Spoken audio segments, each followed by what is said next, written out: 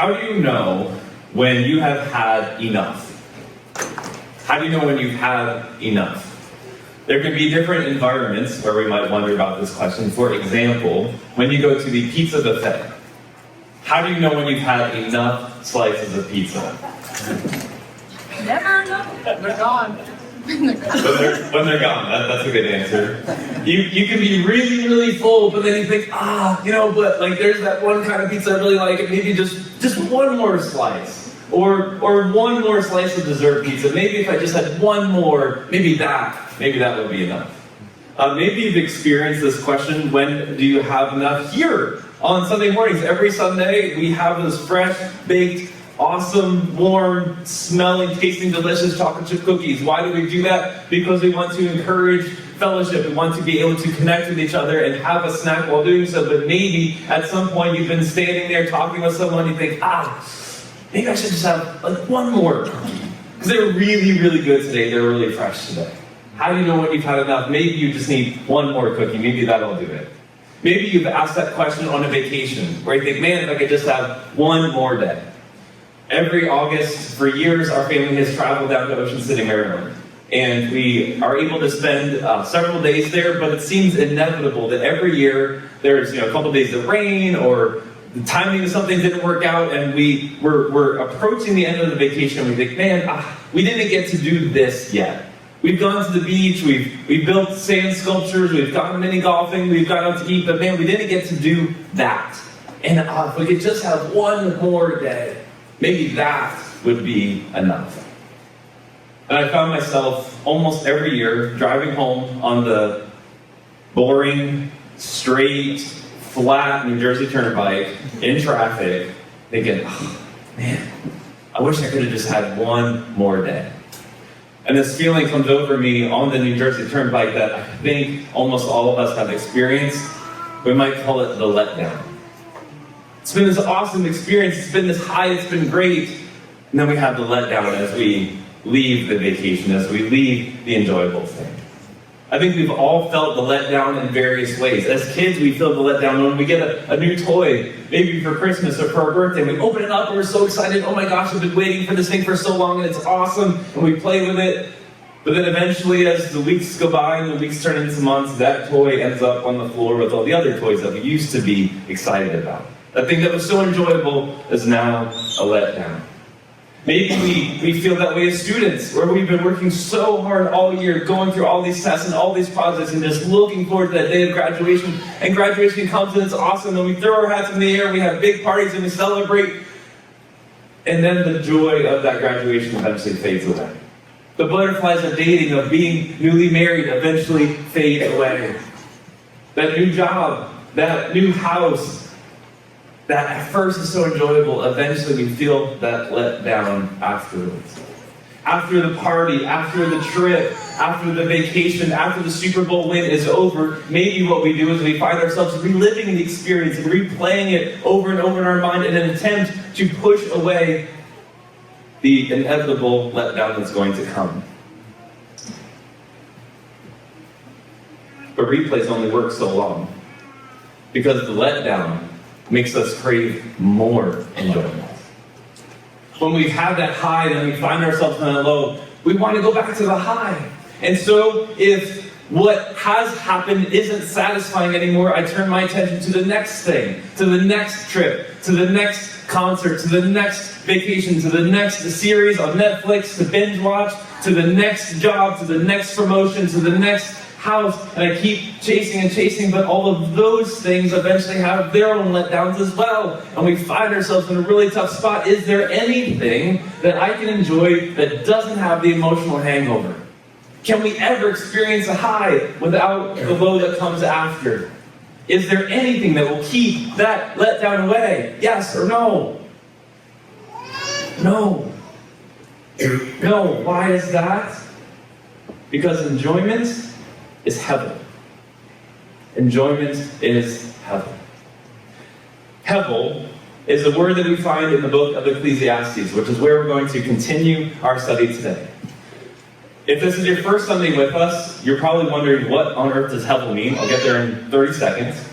But we find that word throughout the book of Ecclesiastes. And when we look at the book of Ecclesiastes in the Bible, which is right in the middle of your Bible, if you kind of just open it up in half, you got Psalms, Proverbs, Ecclesiastes. When we read the book of Ecclesiastes, what we're doing is we're reading the diary of King Solomon, who is one of the richest, one of the wisest men to have ever lived, if not the richest, if not the wisest. And Ecclesiastes is him recording his observations about his own life, what he experienced, what he saw as he navigated his life. And one theme, one word that shows many times throughout his diary is this Hebrew word hevel, which is translated different ways in English, but all of them fall short. And so we use the word hevel intentionally here because it helps us to understand what Solomon is talking about. When Solomon says that life is hevel, last week we looked at how knowledge is hevel. This morning we look at how enjoyment is hevel. What he's saying is that enjoyment is temporary and it's elusive. Picture the mist coming out of this humidifier. It's here. It's real. Life is real. Knowledge is real. Enjoyment is real. It's there. It's actually even making a difference. The air around us is more humid than it is in the rest of the room. However, it's temporary. It's not going to be there forever, and it's elusive. Though we can see it with our eyes, though I can even somewhat feel the mist on my hand, I can't hold it. I can't put it in my pocket. I can't save it for next week. Solomon's point in relationship to enjoyment is that enjoyment is temporary and it is elusive. It does not last. Mothers, you know, and you're about to experience what I'm talking about today as you get celebrated, as you have people that cook for you, do things for you, but guess what? That diaper still needs changed. And tomorrow, you still got to make the school lunches. It's enjoy today, make the most of today, but enjoyment is hevel. It is temporary. It doesn't last forever, and it is elusive. It's not something that I can bring with me throughout the rest of the week. That's Solomon's point.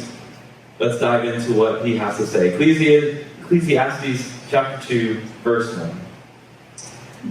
I said, this is Solomon writing, I said in my heart, come now, I will test you with pleasure. I will try pleasure to see if that will satisfy. Enjoy yourself.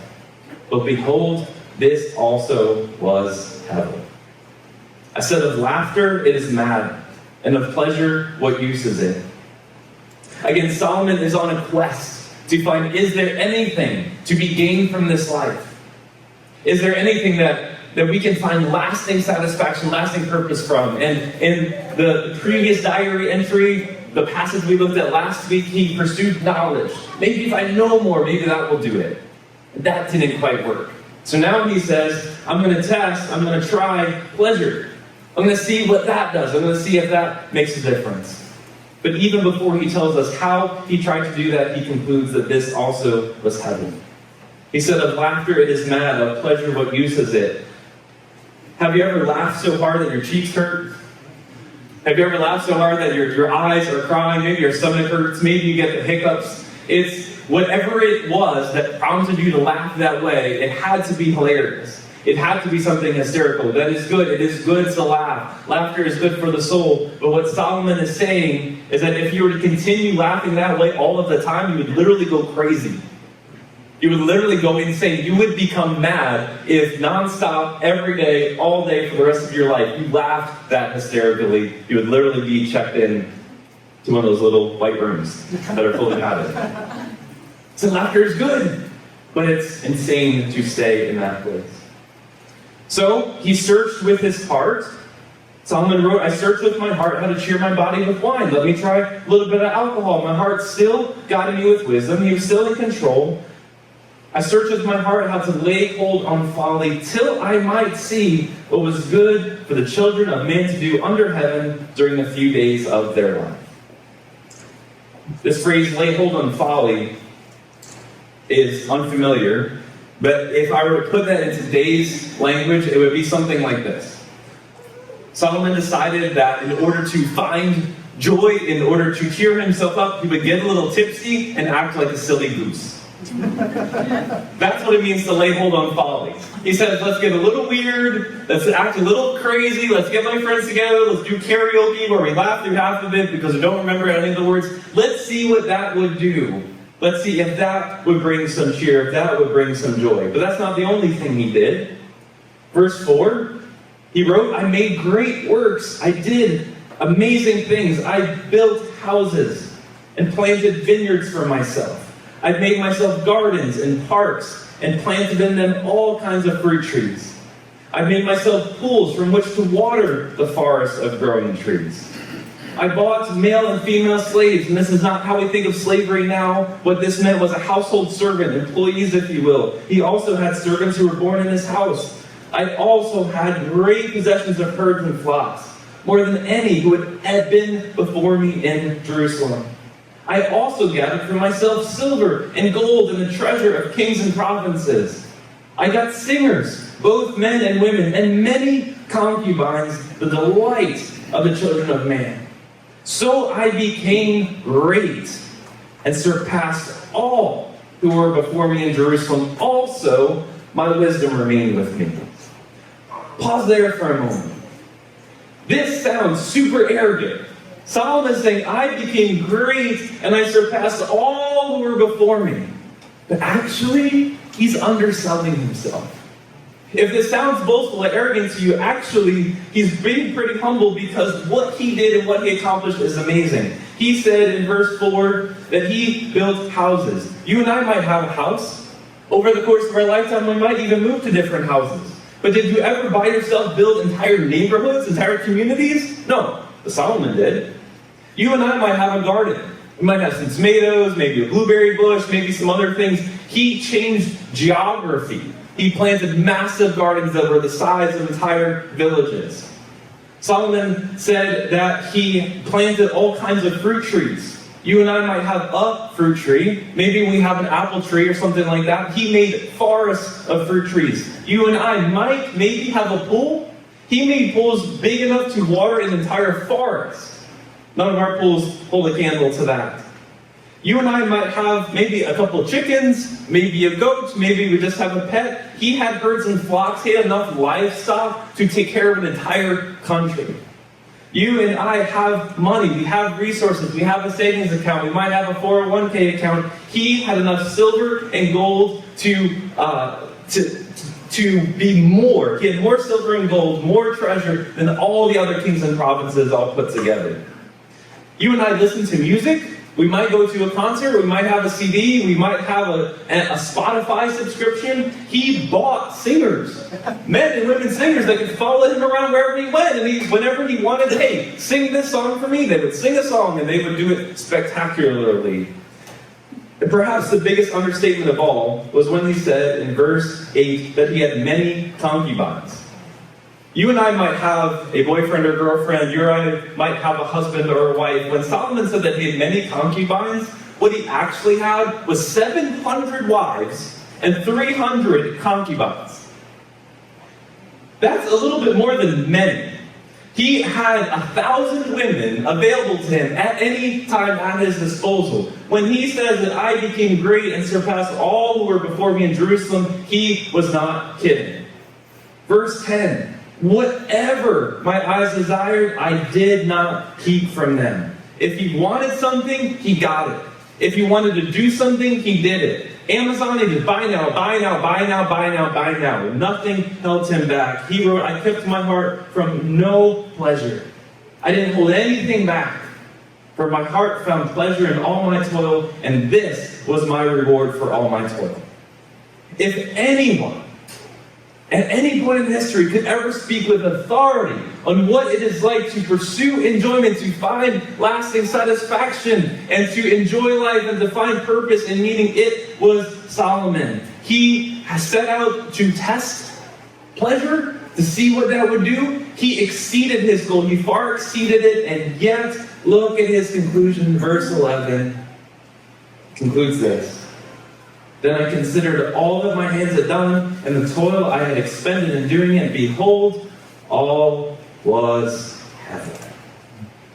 All of it was temporary. It was elusive. I did these things. They were real. They really existed, but I couldn't hang on to any of them. And the enjoyment that I had, it was there and it was real, but it didn't last. It all was heaven. It was a striving after wind. And there was nothing to be gained under the sun. enjoyment is heaven. Solomon concludes that enjoyment is temporary and it is elusive. If Solomon's max level, 10 out of 10 enjoyment, if he concluded that that was helpful, if that was temporary and elusive, then certainly our partial 2 out of 10 attempts to find enjoyment is going to be helpful. Now, that doesn't mean that there's no point in enjoying anything. That doesn't mean that enjoyment is meaningless. It doesn't mean that we should just be miserable throughout our life. Later in his diary, Solomon added this. He said, light is sweet. It is pleasant for the eyes to see the sun. Can I get an amen to that? That we see the sun. After the week that we have had, this weekend when we woke up and saw the sun, it was like, such an enjoyable thing to look at again. That's true. It is pleasant. Solomon adds, if a person lives many years, let him rejoice in them all. But let him remember that the days of darkness will be many. All that comes is heaven. He goes back to the very next verse 9. He says, rejoice, O young man, in your youth. Let your heart cheer you in the days of your youth. Walk in the ways of your heart and the sight of your eyes, but know that for all these things, God will bring you into judgment. Solomon is saying, go ahead, rejoice. Let your heart cheer you. Do what you find enjoyable. Find passions that excite you and go ahead, live that, enjoy that, laugh. It is good. But remember that for all these things, God will bring you into judgment. Go ahead and enjoy life even to excess, but realize that no amount of enjoyment, of temporary, elusive enjoyment, can prepare us for what is absolutely coming, death and judgment. They are inescapable. Don't be tricked into thinking that enjoying life can help you to escape the inevitable letdown, the reality of death and judgment. And that comparison is why God put this diary in the Bible. Because He wants us to wake up. He wants us to consider this, to filter enjoyment through God's eternal lens. To enjoy life now, enjoy life on this earth as we have it, through the lens of eternity. Because the reality is that we will die. And we will face judgment. And on that day, 1,000 wives, and 1,000 acres of fruit trees, and 1,000 ticket stubs from concerts that we went to, none of that is going to matter. None of that is going to make any difference. There will only be one thing that matters, and it's our ability to answer this question: where do we stand with Jesus? On that day, it won't matter how much we enjoyed in life or how much we didn't enjoy in life, how many times we experienced the letdown or how many times we didn't. The only question that will matter is where do we stand with Jesus? Jesus is the only one who can save us from the eternal torment that we deserve and bring us, to give us the hope for the opportunity to be a part of His kingdom where there will be eternal enjoyment, where there will be no letdown. Only as we trust Jesus, only as we admit that we need rescue from our own attempts to find meaning and satisfaction and purpose in life, and we look to Jesus to rescue us, only then can we have confidence and hope that one day we will get to experience the eternal enjoyment of being in His presence. 1,000,000 times worse than the letdown on the New Jersey Turnpike is facing an eternity separated from God's love. If you have not yet trusted Jesus to save you, God wants you to hear this message now so that you can respond, put your faith in Him now, so that you can have confidence and hope about the eternity that is to come. But here's the amazing truth about what God does and about how He works, is that this concept of filtering enjoyment through God's eternal lens doesn't only help us with what comes after death, but it also helps us navigate this life right now. How? How does filtering enjoyment through God's eternal lens help us now? Well, for one, it helps us to navigate life like a sand sculpture. This picture was taken a few years ago. That boy may or may not look recognizable now. But on one of our trips down to Ocean City, Maryland, again, we would make these sand sculptures. And it was a lot of fun. It was a lot of work. There's a lot of work to gather all that sand and smooth it out and make the shapes and draw the lines in there and to make the train tracks on the beach, but we had a lot of fun doing it. We just sit there, just playing, and not only was it fun to make it, but it was great fun, not just for our own son, but for other kids that would come and would take a seat on the sand train and sit there, and it was a great source of enjoyment and delight. But at no point in building that sand sculpture was I under the illusion that it would last. I knew that it wouldn't stay. I wasn't putting my effort into it. I wasn't enjoying it, thinking that it would be permanent. That sand sculpture is the perfect example of Hevel. It is temporary. At some point, the waves were going to come and wash it away, or after we left the beach, some people would come and they would trample it, and even if neither of those things happened, at some point, the wind would take it and it would scatter the sand, and there would be no record that it ever existed. It was temporary. It's completely temporary. And it was elusive. When we were done, I couldn't scoop it up and carry it home as a permanent memory of what we did on the beach. It was something that was there, it was real, but it was not going to last. But that was okay, because we knew that. Filtering enjoyment through God's eternal lens doesn't mean that we can't enjoy anything in life, but it helps us to remember that when it is temporary and elusive, we don't put all of our worth and all of our identity and all of our hope on things that are temporary. If my enjoyment in life was dependent on that sand train being there for the rest of my days, I would be extremely disappointed. But if I could just see it for what it was, and just see it as a gift to be enjoyed for that day, and nothing beyond that, I could enjoy it. Filtering enjoyment through God's eternal lens helps us to appreciate what God has given us to enjoy in a way that prompts us to worship the giver instead of chasing the gift. That's the difference. Filtering enjoyment through God's eternal lens has other benefits. It keeps us from reckless excess. Again, listen to all that Solomon did. If he did all of that and then he still concluded that enjoyment was temporary and elusive, then you and I should not spend the rest of our lives trying to do anything and everything to find enjoyment. And that's helpful because it can keep us from behaviors that have negative consequences for ourselves or for others. How many things do we do to enjoy, to have a good time, to find pleasure? Maybe in the moment it's there, but then the consequences are detrimental. Kurt verbalized that so well this morning, of the effect of drugs and alcohol, among many other things, that at the time provide some pleasure, some escape, some enjoyment, but then later on, there's negative side effects that God will want to save us from that, as God has done with my brother, my friend, and has done for so many of us, is to get us to a place where we're not chasing those things anymore, but actually we find that it's so much better, it's so much healthier, not just for ourselves, but for those around us. That's what it means to filter enjoyment through God's eternal lens. It means also that we don't expect the new video game, the new job, the new coat of paint on the living room wall to provide lasting satisfaction. When we feel the letdown, it reminds us that we were created for something way more. It was a couple of years ago, driving home from the beach on the New Jersey Turnpike, where really for the first time, or certainly the deepest way in my own life, where God really helped me to understand this. Because for most of my life, when I felt that letdown, that was me. I was looking for the next thing. We'd be driving home from that vacation, and I'd already be thinking about the next one.